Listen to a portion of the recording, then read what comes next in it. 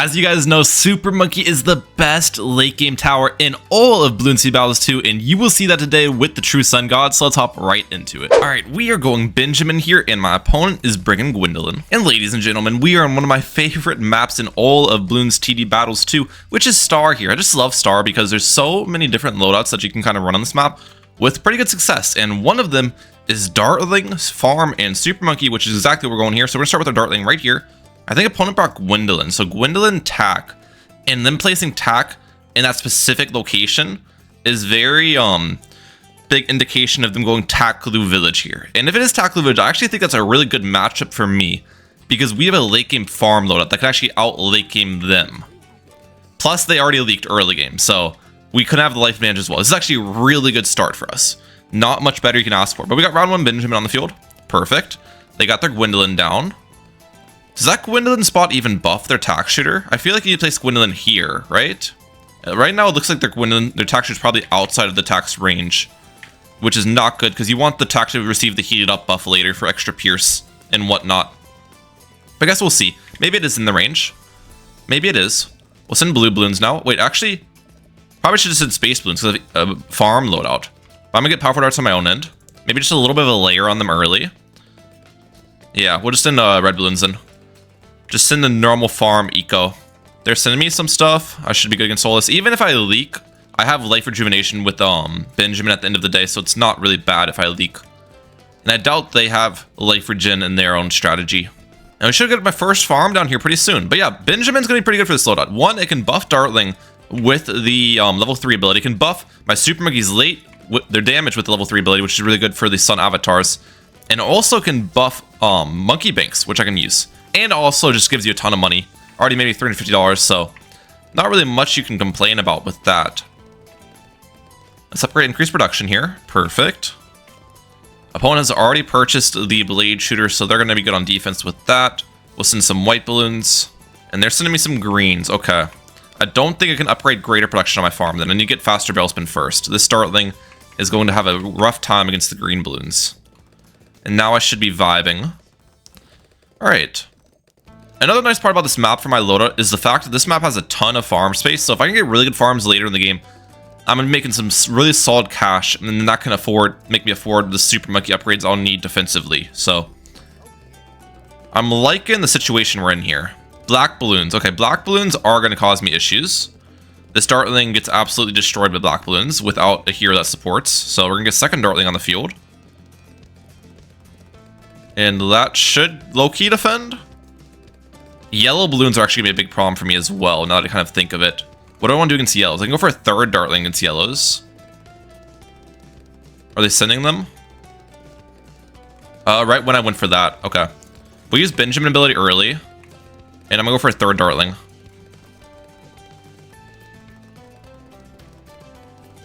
Does that defend yellows? Do I need to tower boost this? Or no? I really would like to defend this without tower boost. Okay, they balloon boost. I have to tower boost. I waited as long as possible, though. I tried greeting it. Really, the play there, if I wanted to defend the cheapest way possible, I think it's getting powerful darts on this Dartling instead of getting a third Dartling on the field. But I don't want to get powerful darts in this one because this is going to be my Hydrocopods later in the game. So I don't want to have the bottom crosspath on it. And there's the Glue Gunner, as expected. So I'm assuming their third's Village. That would be my guess. This is going to be a Monkey Bank later, so we might as well just get the middle crosspath already. In round 10, most likely I will be sent a lead balloon, so I'm going to need to buy a Hydro Rocket Pods on my end. Now, I did lose life advantage, but again, I have life regen with Benjamin. Regening, I don't know how... Oh, it's level 6. Regens 5 lives per round. And I think that increases the amount in some of the later stages as well. Actually, no lead balloons have been sent so far. If no lead balloons are sent, can I go for a bank? Honestly, I think I can go for round 11 bank. As crazy as that sounds. We're doing it. I can sell the farm and sell a Dartling to forward my Hydrocopods if it comes down to it. Yeah, still, dude, a single lead balloon would have forced my HRP. That's crazy. That they don't even send me a single lead. This greed should be not allowed. I'm not gonna lie. This is nuts. I'm still at such little defense. I'm gonna go for a plantation. What? Honestly, I maybe could have went for a second bank.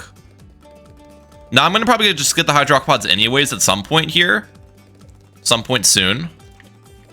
Yeah, just like right now.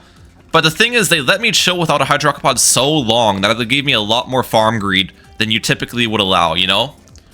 So it definitely worthwhile for the opponent to just send like 1 or 2 lead balloons my way and force that upgrade. Big misplay on 3060's side in my opinion.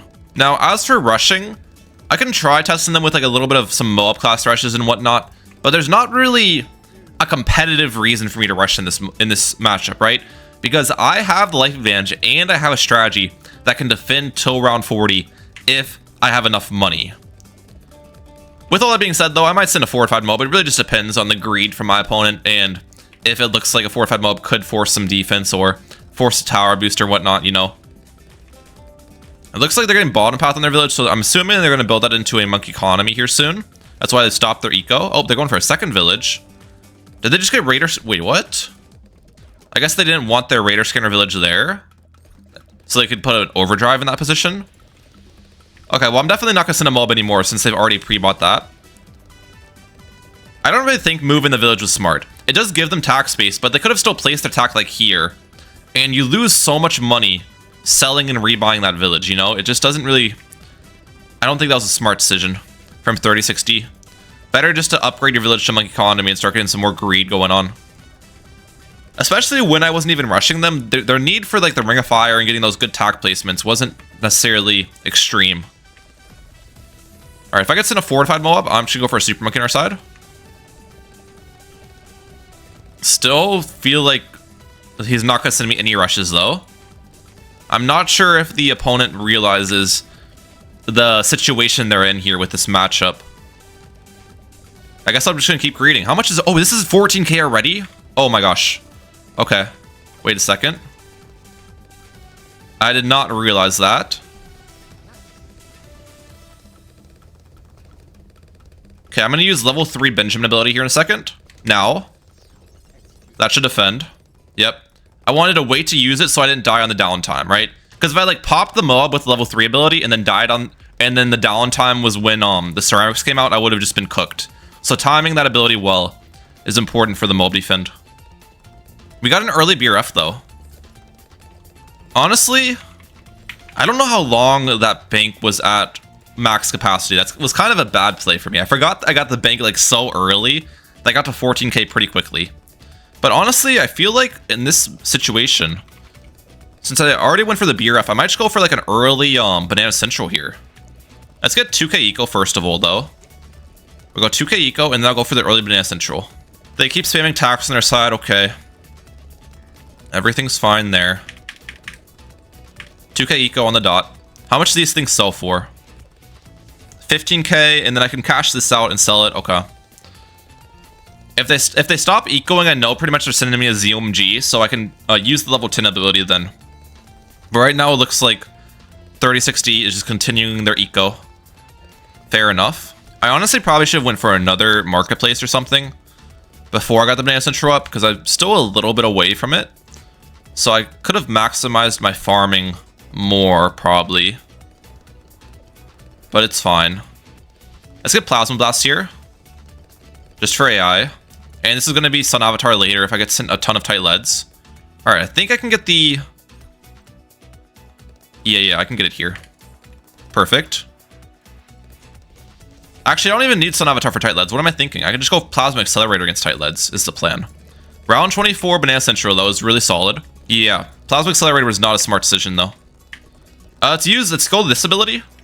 Oh, they broke their eco for a long time. I thought he was rushing me, but they were saving up for a Monkeyopolis on their own end. Okay. I thought I was getting rushed there. Bad prediction from Ryan Mehalic. It's fine, though. You know what? Since I'm already in such a good position, I feel like we can probably, you know, send 3060 a fortified ZOMG or something. Give them a little bit something to think about on their own end, so we'll send one right here. FZOMG incoming. This shouldn't be that bad of a defend for them if they know what they're doing. Just a Moab glue, some overdrives, maybe a glue strike, and you got everything taken care of. Maybe one Maelstrom for cleanup. Yeah, it looks like that's what's going on here. They got 4 overdrives, they got a Moab glue on their own end. They're getting some more overdrives as well. And if you pair Gwendolyn Firestorm with those overdrives too, they absolutely go crazy. So let's see the ZOMG get melted. There's the Glue Strike. Oh, they just sold the Glue Strike. What just happened? Okay. Still have not used a Glue Strike or Gwendolyn Firestorm. I'm actually starting to get worried that they don't defend this. The abilities need to be used. Well, maybe the abilities don't need to be used because they have so many overdrives. They use Cocktail. There's Firestorm and Tower Boost. Okay, they're good. They're good. They're good. Right? Yep. Yep, nice defend. Alright. I'm continuing to eco, by the way, here, which might seem weird as a farm player to eco this late into the game. But it's very calculated, and the reason that I'm continuing to eco is the fact that we are going to max out our farms this game. Our greed was so insane that I'm going to have maxed farms, and the only way that I'll have more money at the end of the day, even after maxed farms, is by having a good economy. So that's what we're trying to plan to do.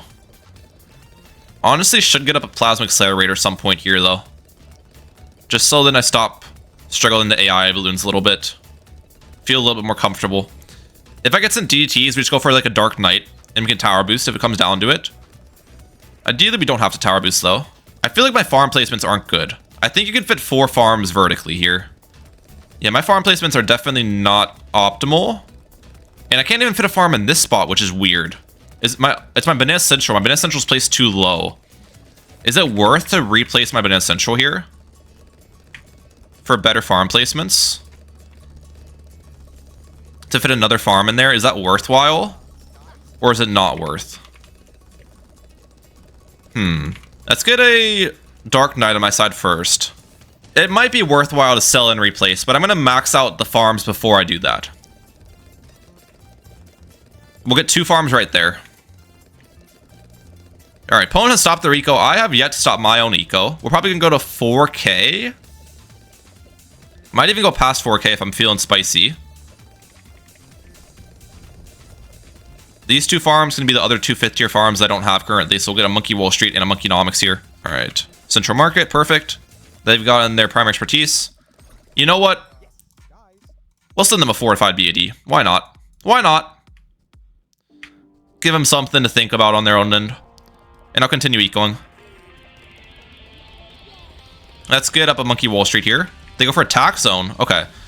So the interesting thing about Tax Zone here is that overdrives are actually more effective, believe it or not, than the Tax Zone. If you have damage buffs and pierce buffs, which they do with Gwendolyn, Glue Strike, their village and everything, the Tax Zone is actually pretty inefficient money spent wise, while the overdrives are really good. So just food for thought there, I guess. Something that most people don't really know. And it looks like they defend. I think they used another tower boost there, though. Yeah, I'm pretty sure they did use another tower boost, which tower boost against 1 fortified BED is definitely not the play. It's not that hard of a rush to defend. Alright, so we got our Monkeynomics up now. Perfect. We're back to 4,000 eco. Do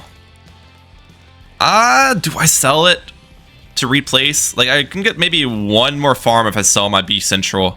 I don't think that's really worth, is it? To sell and replace? I'm not going to do it. I'm not going to do it.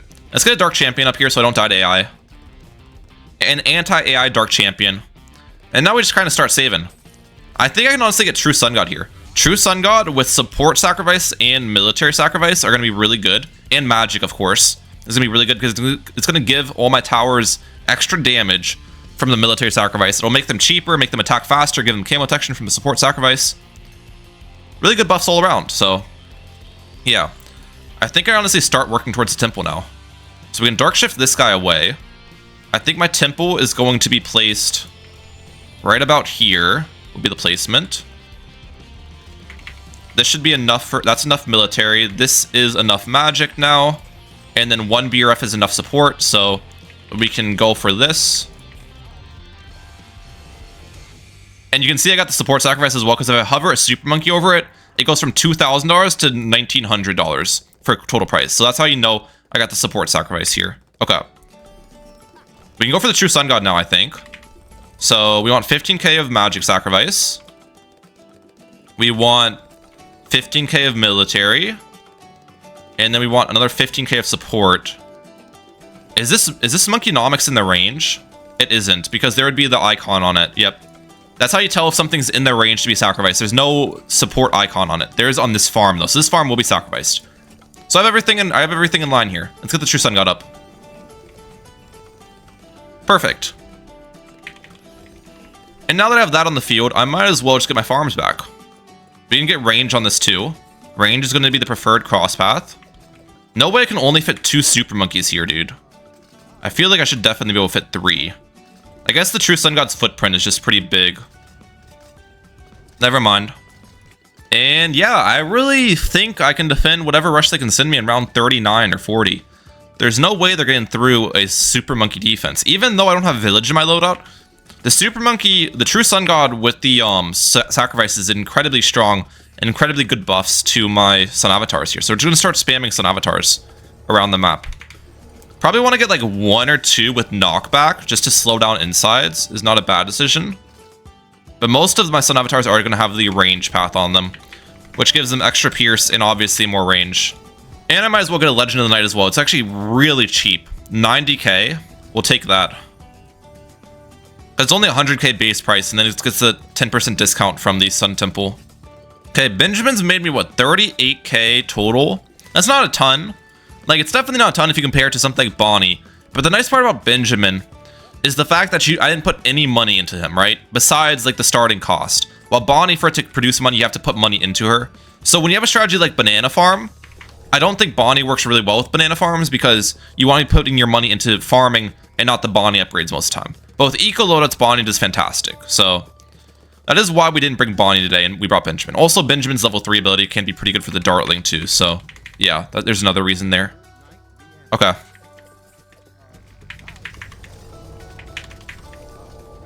BAD incoming. We are starting to get rushed here. Start selling off some of these. Wait, actually I should go for a, what's it called? Anti-balloon. Would be really good. Sell. Anti-balloon. I actually should probably put some of these on strong as well. This is actually pushing a little bit more than I would have thought. I'm not gonna lie. The super monkeys aren't defending as cleanly, but we should be good. I can sell you now. Get more Sun Avatars on our side. Let's use anti-balloon ability. Let's use MAD ability. I'm gonna wait as long as possible to tower boost, I think. More Sun Avatars. These Sun Avatars up here should be really good because they'll pierce through the entire rush, basically. Oh yeah, we're good. I shouldn't have my defense totally built at the start. But yeah, as I was saying, the Sun Avatars up here in the top section are the most effective ones defensively because they pierce through almost the entire rush. While the Sun Avatar right here is not going to pierce through that many ZOMGs or BADs. Let's hit him with the hearts. All right, we'll send a BAD. You know, we'll see them shred it real quick. It shouldn't really be that difficult. Homeland defense, glue strike, firestorm, and yeah, the BAD is gone. As expected, Tactical Village can absolutely shred late game, but again, our advantage came from round 1 basically. Just having that life advantage is so big in these matchups if you're against late game loadouts. And a tower like Benjamin, that's another advantage of Benjamin over Bonnie, is the fact that Benjamin gives you life regen.